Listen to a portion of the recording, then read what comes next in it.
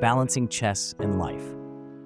Ding Liren, born to an electrical engineer father and a nurse mother, began his journey with chess at the tender age of 4. His introduction to the game was humble. He was so small that he had to play on his knees to see the board properly. His father, who initially taught him chess using a guidebook, soon realized his son's talent. By the time Ding entered elementary school, he was already surpassing his father in skill. Despite this, Ding's parents rarely attended his tournaments. They believed their presence might distract rather than help him, reflecting their practical approach to nurturing his growth. Ding's childhood memories are sparse, limited to moments like hearing his father's motorbike as he was picked up from lessons, or the promise his mother made to let him learn chess. One standout memory, however, is the teddy bear his parents bought him after a tournament in Hangzhou, a token of their subtle but significant support.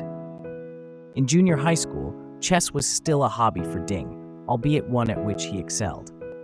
His breakthrough came in 2009 when, as a young teenager, he won the national individual tournament, defeating top domestic players. This victory marked a turning point. His father, who had always seen him as a student skilled at chess, began to consider him a chess player who also happened to be a student.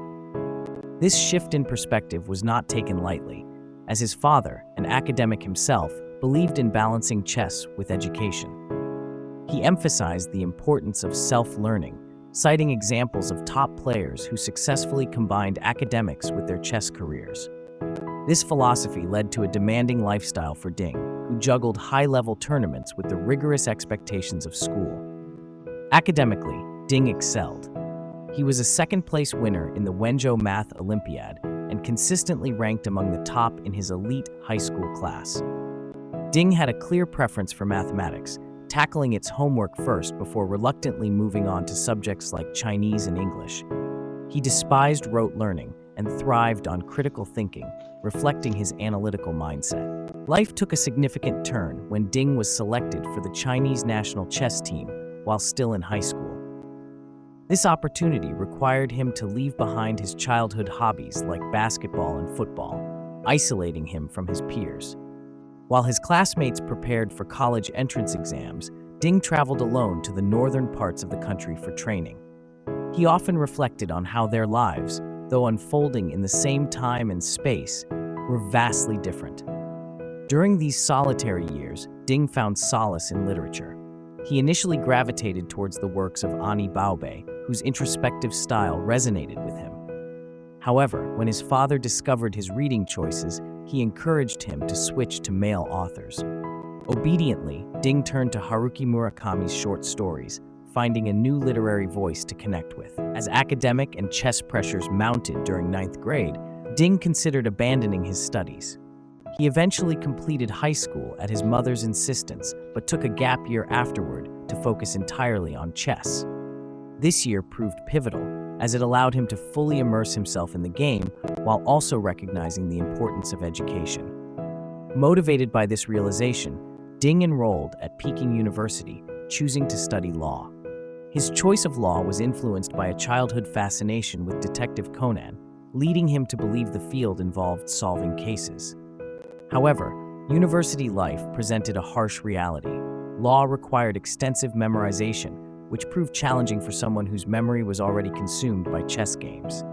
Reflecting on this, Ding remarked, "Studying law is much harder than playing chess." Despite the challenges, he saw value in the experience, noting that pursuing a hobby as a profession isn't always fulfilling. He ultimately found university life enriching, as it broadened his interests beyond chess and taught him to approach the game with calmness and composure. Throughout his university years, Ding cultivated a deep love for literature and philosophy.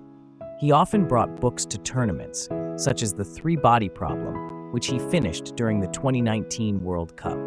His interest in philosophy stemmed from its exploration of fundamental questions and its discursive nature. Ding appreciated how serious literature prompted introspection, contrasting it with the fleeting enjoyment of popular works. Ding's literary inclinations extended to his personal musings. He enjoyed observing the world around him, finding beauty in moments like rain falling outside a window.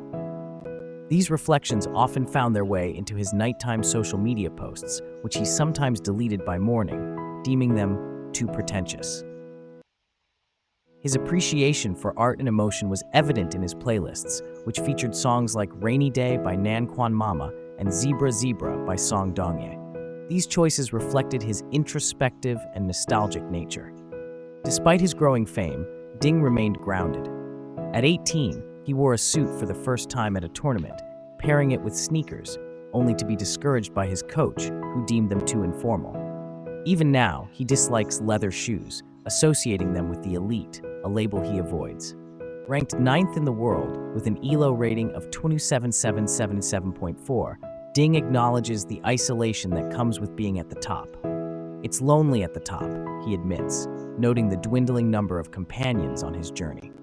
The transition to professional chess brought new challenges.